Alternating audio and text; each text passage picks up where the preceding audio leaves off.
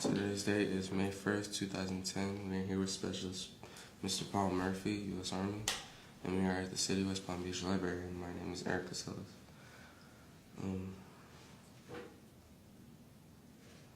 What did you do before you joined the service? I was a diesel mechanic. I used to work on semi-trucks repairing vehicles of all sizes, up until including buses, everything else. How long did you do this for? 10 years. 10 long years. Where were you living? It's actually living in two different places. I started my apprenticeship as a diesel mechanic in Chicago, Illinois, and I moved to Oshkosh, Wisconsin, and did most of my mechanic repairs up there. Did you enlist or were you drafted into the Army? I actually enlisted after 9/11. Me and my brother decided that it would be a good thing after 9/11 to go to New York to try to help out in the situation. A year after that, because when I got to Philadelphia from Chicago, they actually turned us around because they weren't asking for no more help. They thought I was a danger, so a year later I actually enlisted in the Army. Why did you choose your branch of service? Honestly, I believe the real good reason is that I believe that in surgery I can use a lot of different instruments. Being a mechanic, it kind of like went hand in hand. With orthopedic surgery, you use a lot of the same instruments: drills, hammers, chisels, everything else. So, kind of like went hand in hand. Tell me about your first days in the service, or how did you get your civilian job? My first day in The service. It was 3 o'clock in the morning in Fort Benning, Georgia, and probably one of the most scariest environments that you could probably imagine. So if you realize that you got all these guys in these funny looking hats yelling and screaming at you, move, do this, get down, drop, all this other stuff. So that's kind of like my first day in the service. Where did you serve? I've actually been in a lot of different places. Fort Benning, Georgia, like I mentioned before. I was in Fort Sam Houston, where I did most of my AIT. In Fort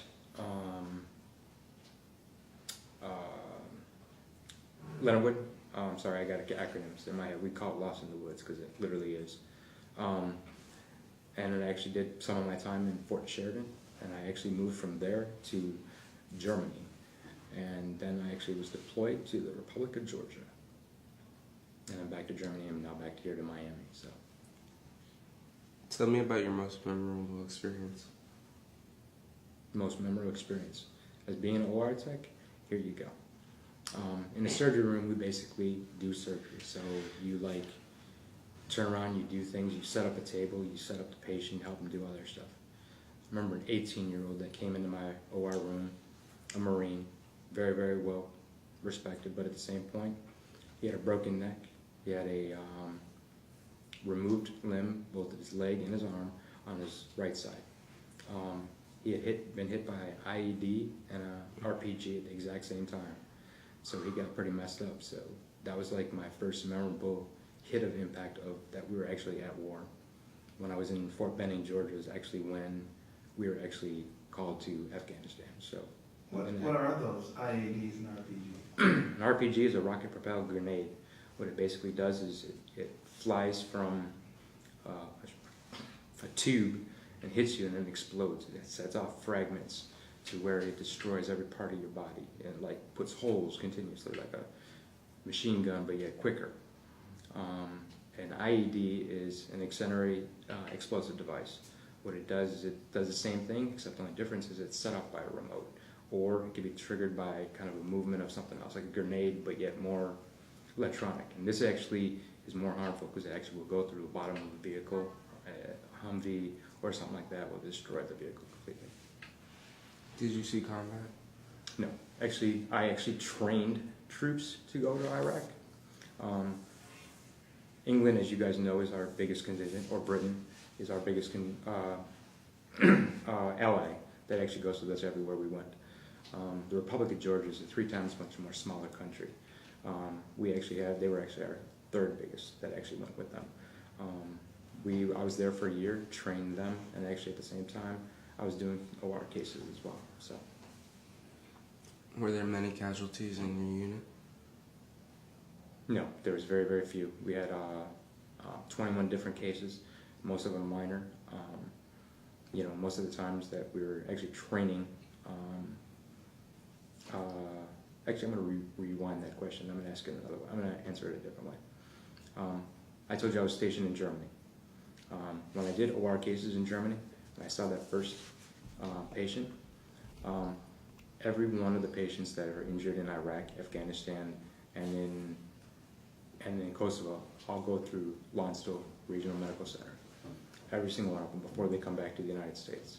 So the answer to your question is that I was doing 14 to 15 cases a day, which is 14 to 15 different patients, and 90% of them were all casualties of war.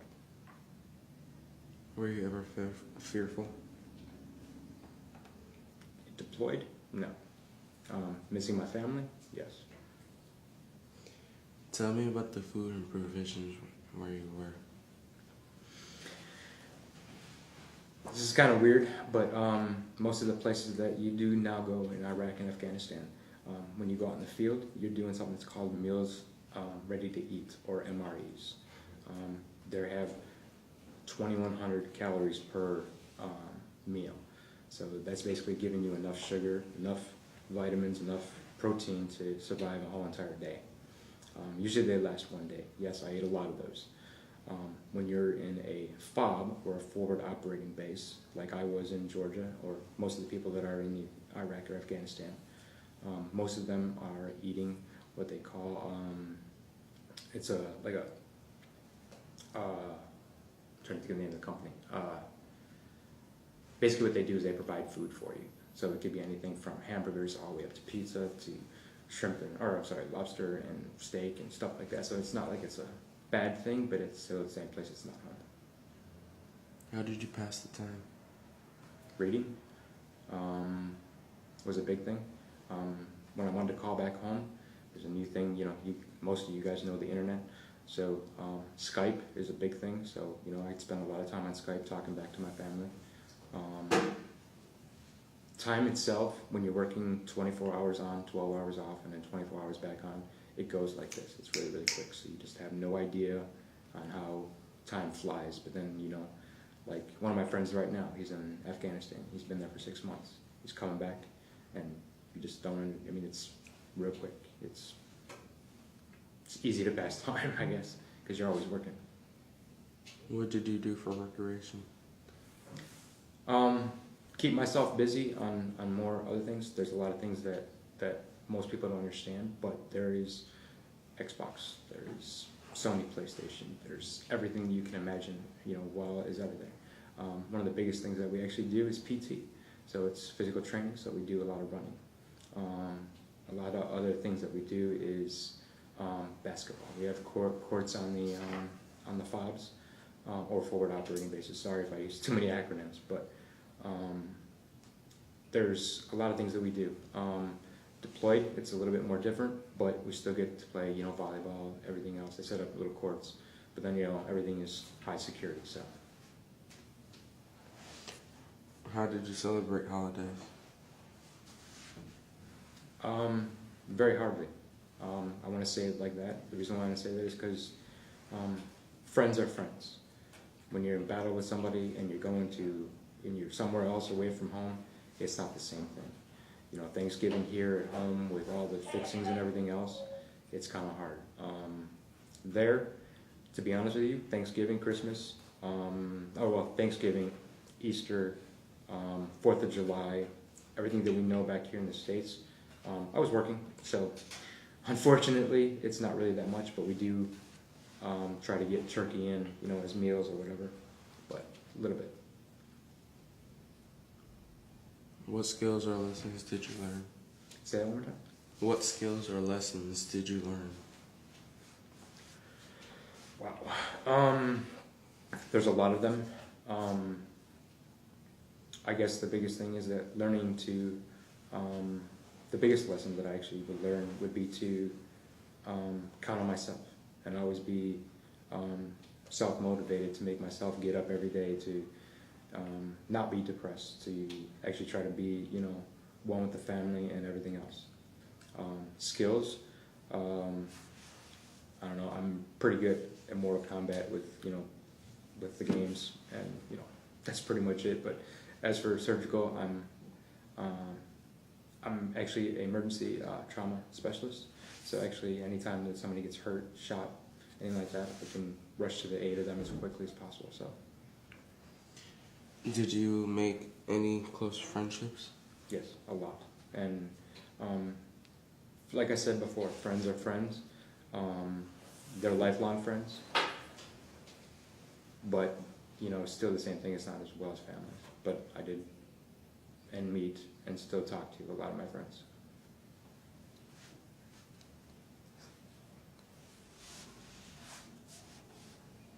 Tell us about your other bases, and I'd also like to know about the different work that you did. But how many different bases have you been to? I've been to 6 different bases, and 7 actually working on now. To answer the question, Fort Benning was basically the first part of my basic training. So you basically learn how to be a soldier. Stop. One of the hardest things you ever go through in your life. You make it through it. It's pretty easy. You're crying every day because you want to get out of it. You want to go home and do other stuff. Even as a 29-year-old male, it's very, very hard to go through it. Basic training is no joke, but at the same point, it'll help you to teach everybody that around you, or learn to keep everybody around you safe. So learning to be a soldier is something totally different. When I went to Fort Sam Houston, it's very, very hot. Wear a uniform like this. Actually, we wore the other one, this is an ACU. The other one we used was BDU. When BDU is battle dress uniform, this is an all-climate uniform. Though it's all-climate, it's not cold at all. In Texas, it's 110 in the shade. So on an everyday basis, we change uniforms 3 or 4 times a day, just walking back and forth to formation or anything else. Fort Leonard Wood, I pretty much did all my hospital time there. Yes, I did wear my uniform all the time, but at night, changing civilian clothes, just like you. Where was that at? Fort Leonard Wood? It's in Missouri. Near what city? Columbus, matter of fact. And it actually sits between Columbus and St. Louis. It's kind of like give you an idea.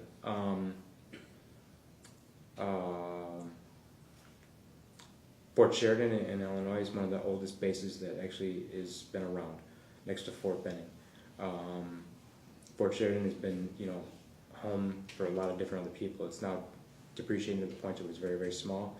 I was a reserve unit there. And after 9/11, or after I went to active duty, I was in Germany. Small little base called Misau. With Misau, it's kind of like an ammo depot. To give you an idea, they have trestles that are the size of, huge,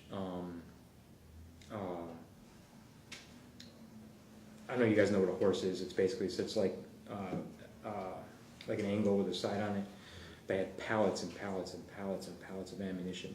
It's no longer there. It has not been there for the last 4 years. So it's actually been taken out, moved to Iraq and Afghanistan. That's what we've pretty much been using ever since.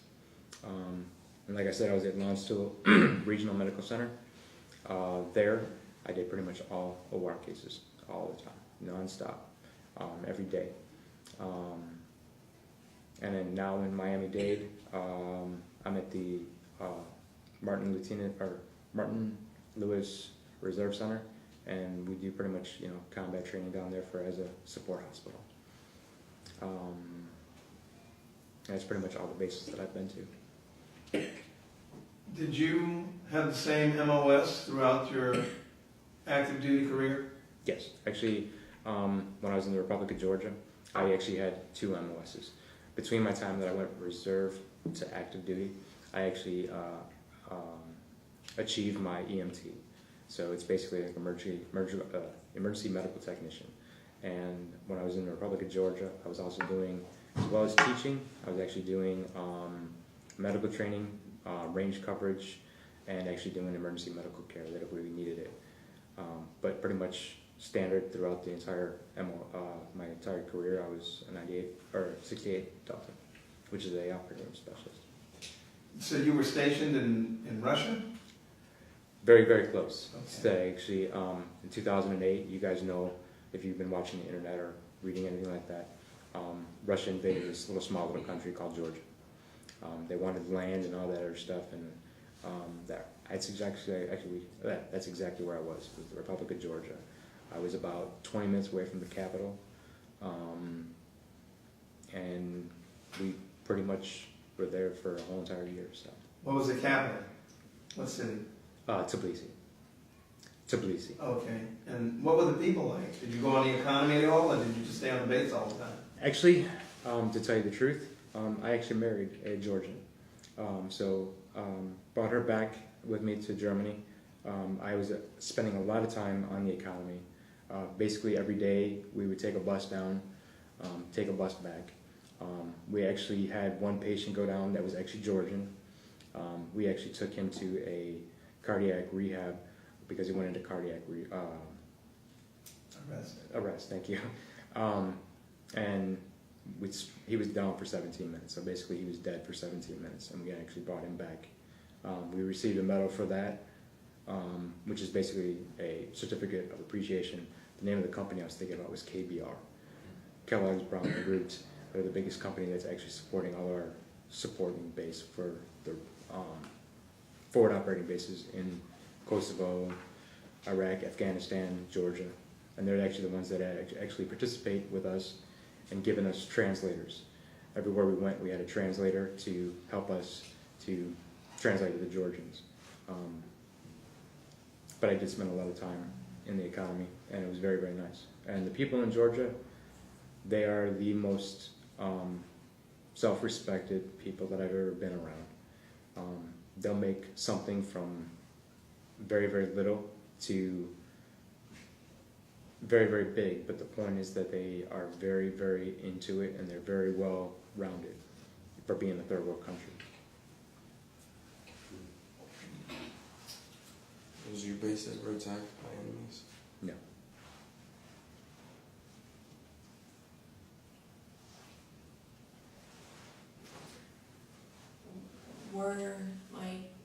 Were you ever scared in the surgery room? Shocked would be a better word. Being in an OR, you guys think it's gross because you got blood and you got all that other stuff going on around you. My biggest thing is that I joined the Army, like I said before, is to help people. And it kind of like takes me to an honor, or, a lot of different people join the military for other things. School, money, job, future, whatever. I joined it to help people. And that's why I'm still in now. And that's why I went. It's kind of like how I did it. But for me being scared in the OR, no. I think it's more along the lines that I found my glitch on how I want to do things. So it kind of like gave me a new self-respect on how I want to treat people and how do I want to deal with life. So if I could do one little thing to save one little person's life, do one case to help them walk better, anything else like that, that's kind of like what I like to do. So scaring them now. When you were stationed in Tbilisi, were you getting soldiers in from who were in war zones that were injured? No. We were self-contained. The name of our unit was GSOP, which is the Georgia Support and Sustainment Operation.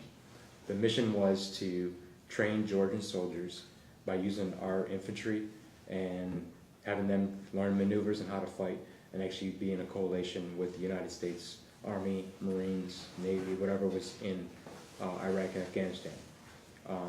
In 2006, about November, was the first unit that actually hit the ground running in Iraq with the Georgian soldiers. My job was to strictly, we had two different missions. One was to train, and number two was to help all the soldiers that we were actually training. So in other words, the infantry, if they got hurt with us, we treated them first, then the Georgian soldiers, then anybody who else wanted any other OR cases. So all of our cases, like I said, were minor. They actually had us, safety issues that would normally go wrong, like wearing safety glasses when you're shooting. We had a soldier actually go down because one of the rounds actually ejected from the weapon, hit him in the eye. No, we did not go blind, but at the same point, it's still a safety issue. But no, we did not receive any troops from Iraq or Afghanistan. But we're the highest level care in the Republic of Georgia, including the economy hospitals. And we were a tent. You were a tent? Yes. What do you, oh, So in other words, everything that we had, surgery, OR, everything was a 20 by 20 tent, literally. So we had the actually highest level of care in the country. And we had 2 ambulances. the other bases that you were at, and I guess the rest of them were stateside? Except for Germany. Right, okay, except for Germany. I'm curious, what was your tour like at each one of those bases? Fort Sam Houston, other than being very, very hot, was more training, was more educational. Everything that we did there was kind of like real quick, every day, hot, cold, studying, all night, different things. That was kind of short. Fort Leonard Wood was basically all hands-on training with being in the OR and everything else. Germany, that's a little bit different. But being 2 different bases while I was there, I was in actually Misau and Landstuhl. You have to realize that most people are dealing with the economy and how people are with everything, and also the same point is that we're trying to relate with the Germans as well. There was no hard times by being there, but days were long and short, so it kind of went hand in hand. How long were you stationed in Germany? I was there for 3 years. Oh, really? What did you do while you were there? I mean, did you go out on the economy? Did you visit any other countries in Europe? Actually, I visited a whole bunch of different countries, and I would suggest if any of you guys go to overseas, get as much traveling in as possible. There's a lot of different things you can do there. You guys are used to taking trains here, taking all that stuff. I would like to go 260K, which is like 190 miles an hour on a train. It's part of the economy, it's how they do it, and they actually do it every single day. It's a little bit pricey, but at the same point, it's very, very smooth. You can actually have a can of Coke, open glass, Coke, whatever, will not spill. You are actually moving that fast to where the gravity of the train takes the whole entire train, dips it into a turn, whatever you want to do. There is a speed limit for all you guys that have heard that the Autobahn is not, there's no speed limit, there is a speed limit. Yes, driving on the Autobahn. The rumor is that Germans only get into 1 accident in their lifetime while on the Autobahn. And yes, it is death when you get into an accident on the Autobahn. And it's no joke. Yes, you see Ferraris, yes, you see Lamborghinis, yes, you see Bentleys, all of them moving at over 200K, which is like a little bit over 180 miles, or 120 miles an hour every single day. It's not that hard, it's not that difficult. I had a BMW over there, an M3, kind of nice, kind of sporty. It would hold 160K easy and would not even give you a chance about it. The economy, some of the Germans that were around you are the nicest people on the planet, and some of them do speak English, and they speak English quite well. The economy has changed in the last years due to the fact of the Danish the mark to the euro, but the euro is kicking the American dollar's butt, so it was kind of rough. I actually lived on the economy, so it was kind of different. Every day I left the base, even though every day it was kind of working at the base. I still went home, kind of like left the base. The food in different countries. The countries I visited were Austria, which if you guys have ever seen The Sound of Music, it is just like that. It is just that beautiful, that peaceful. Very mountains, everything around you, everything is green. You guys heard about Amsterdam, I know you have, trust me, I know you have. But it is true, a lot of places where you can go and do all the illegal stuff, but at the same point, there's more to do in Amsterdam than just that. A lot of different creative food, everything else is around there. A lot more fun than just that. Actually, if you get to Germany, I'll tell you right now, the plane flight there is $1,000 just to get over to Germany. And when you get there, flying another airline, you can actually go around the country for less than $250. And I mean every country you could see: England, Spain, Italy, everything else. I told you that I have a son that's 15 years old. At 11 or 12 years old, he's actually seen 3 different countries. He's actually seen Germany and Italy. We spent a week in Rome. It was absolutely beautiful. Don't let the movie, what is it, Gladiator, fool you, that the Colosseum is not that big. Seriously. I mean, it's big, don't get me wrong, and they do a lot of fighting there. They are rebuilding it right now, just the base of it, to keep it from crumbling down, but there's a lot of history there and a lot of things you can learn. Spend a lot of time learning there, you can. It's very, very easy. It's pretty much all the countries that I actually seen there. Go ahead.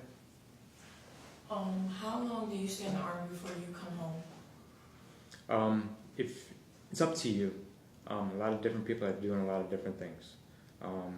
If you go into the Army, Air Force, any one of them, if you want to join for school and get the education, get the GI benefits and everything else, 3 years is the minimum, but you will be tagged on with 6 years. So to give you an idea, you'll be doing 3 years active duty, and you'll be doing 3 years reserves. Don't let the 4-year thing fool you either, because that's actually 8.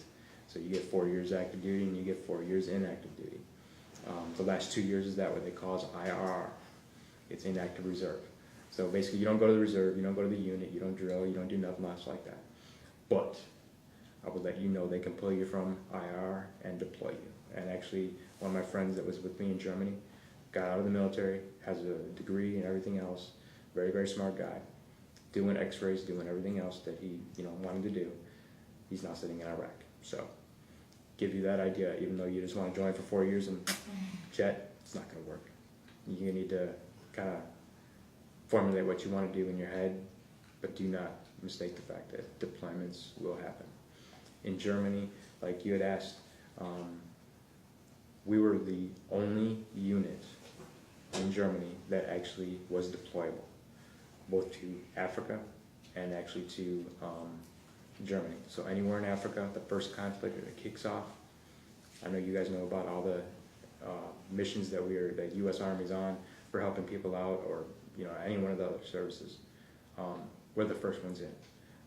The unit I was part of in Germany, in Germany, we were the first ones in Iraq. We were the first ones in Afghanistan. We were there for only 6 months, but we pulled out just to get everything started as a combat support hospital, to get everything set for people that are going to come in there and set things up. Any other questions? Yeah, as far as her question is concerned, you can stay in the military for, 30, 40 years? You could retire from the military. Yeah, but as far as coming home is concerned, you get vacation. As soon as you are enlisted, you earn 30 days vacation every year. That's still the same, isn't it? Yes. Yeah, so after, you get vacation time throughout the year. You can take a week here, a week there, you can take the whole 30 days, it's up to you. You also get sick leave. No, but well, you do, because you report to the military hospital. Right. So if you're ill, you don't go to your own private doctor, you go to the military hospital. So you do get sick leave. If you're sick, you go to the hospital and they take very good care of you. It's a very unique situation about being there. While being in a different country, or being on a unit, or being in a base, it's basically self-containing. So in other words, the only thing it doesn't have on there is a bar. So every base is equipped with Burger King, Taco Bell, Cleaners. Walmart's. Basically Walmart, because it's actually known as the PX, or if you go in different services, BX. Basically, it's Walmart with a power zone, which is like your average music store where you can go buy CDs and everything else. Everything there is dirt cheap, plus it's tax-free. Anything you buy on base is tax-free. Still have gasoline stations on the base? Yes. Oh, and do not mistake the fact because you go to Germany and you think because you're part of America, you're going to be paying the American gas price. No, no, no, no, no, no, no. You guys are paying $4 a gallon for gas here. What is it, about 3 years ago? I was paying $8 a quart. I'm sorry, a liter. And there's 3 liters in a quart if you didn't know. So I'm almost paying $21 a gallon. So, I mean, it's a little bit discounted for us because we buy it on base, but it's no difference in the price we're having to do with euros. So, Take the bus. or walk, or train, anyway. But it is a self-contained city. It affects everything. It affects everybody else on the base. If there's crime on the base, it happens. It happens everywhere. It affects everybody from the command all the way down to the lowest enlisted. Everything is self-contained, and like there's the hospitals. You can go there. Sick call is basically you go to formation. I guarantee you that.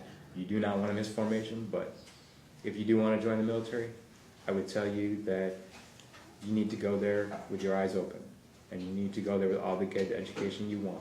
Don't let these recruiters try to scare you and say, oh, you gotta do this, you gotta do this, I'll give you this, I'll give you that. No, they won't.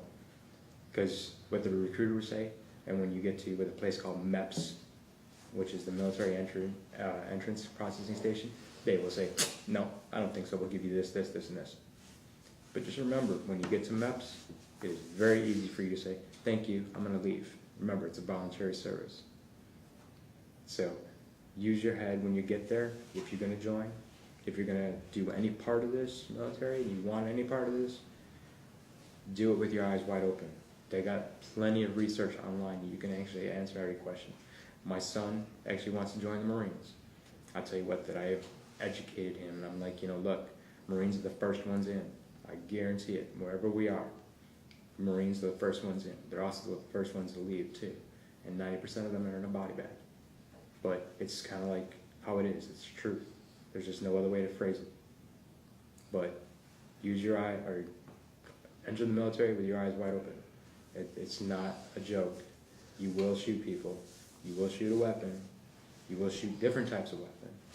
Matter of fact, while I was in the Republic of Georgia, I shot over 15 different weapons from 3 different countries. So anything from grenades, launches, everything else. But it's fun when you're shooting downrange. But when you're shooting at somebody else, it's no joke. It's no joke at all.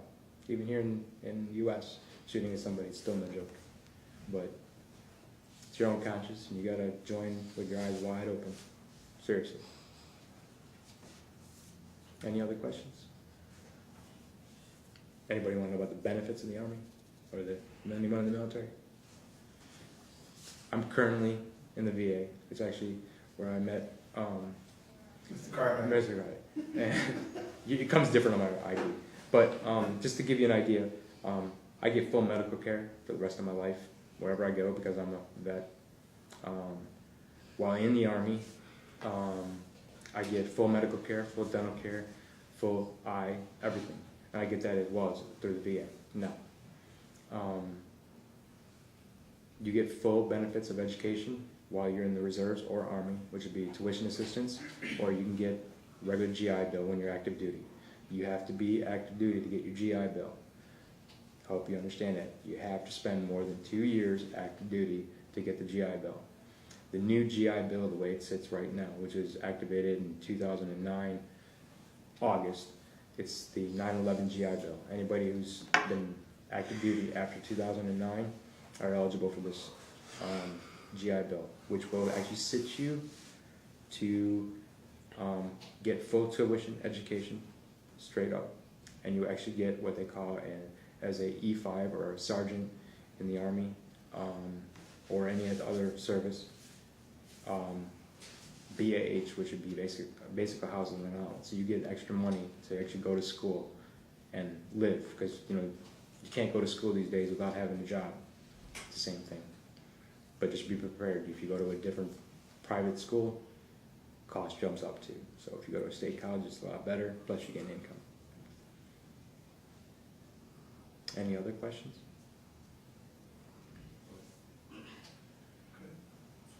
Thank you for your time, sir. No problem.